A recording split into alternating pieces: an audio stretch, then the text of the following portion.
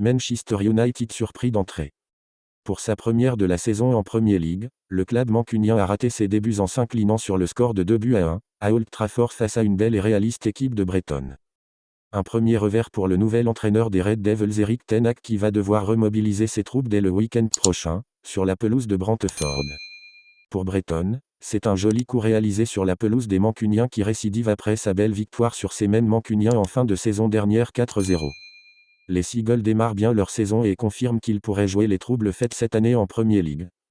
Retour sur le coup parfait réalisé par les joueurs de Brighton avec les 4 leçons à retenir de la partie. 1. Première défaite pour ten Hag. Première défaite du nouveau manager mancunien Erik ten Hag cette saison en Premier League 2-1. Le coach néerlandais démarre mal son aventure à Manchester United. Malgré des matchs de préparation de qualité dans l'ensemble, les protégés d'Erik ten Hag ne parviennent pas à prendre les 3 points pour leur première sortie en championnat cette saison.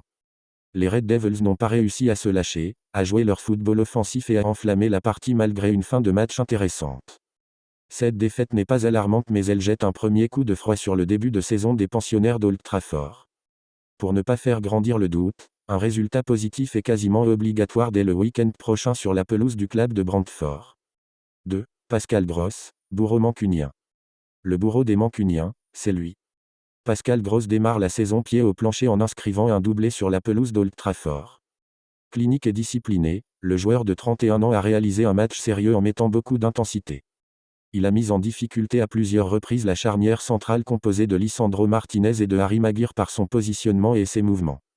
Il continue sur sa lancée de la fin de saison dernière où il avait été décisif à plusieurs reprises. Mission accomplie. 3. Des joueurs offensifs très discrets. Bruno Fernandes et les joueurs offensifs se sont montrés très discrets pour ce premier match de championnat. Erik ten Hag a aligné ses hommes en 4, 2, 3, 1, dès le début de le coup d'envoi. Un dispositif tactique composé de Marcus Rashford, Jadon Sancho ou Bruno Fernandes.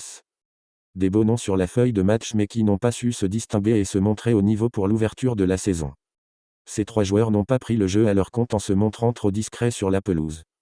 Ils vont vite devoir retrouver de leur superbe pour permettre à Manchester United de revenir au premier plan et d'aller titiller les premières places cette année.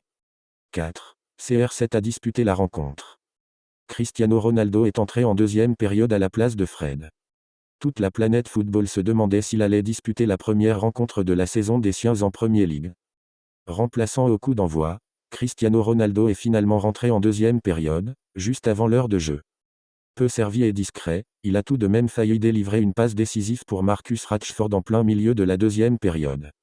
Malheureusement, le jeune Anglais a perdu son duel face à Robert Sanchez qui a sorti un arrêt réflexe de toute beauté. L'avenir du Portugais reste incertain, lui qui souhaite disputer la Ligue des Champions cette saison. Un départ en fin de mercato est toujours possible. En Premier League ou dans un autre championnat. Les supporters mancuniens ont peut-être assisté au dernier match de CR7 sous la tunique mancunienne.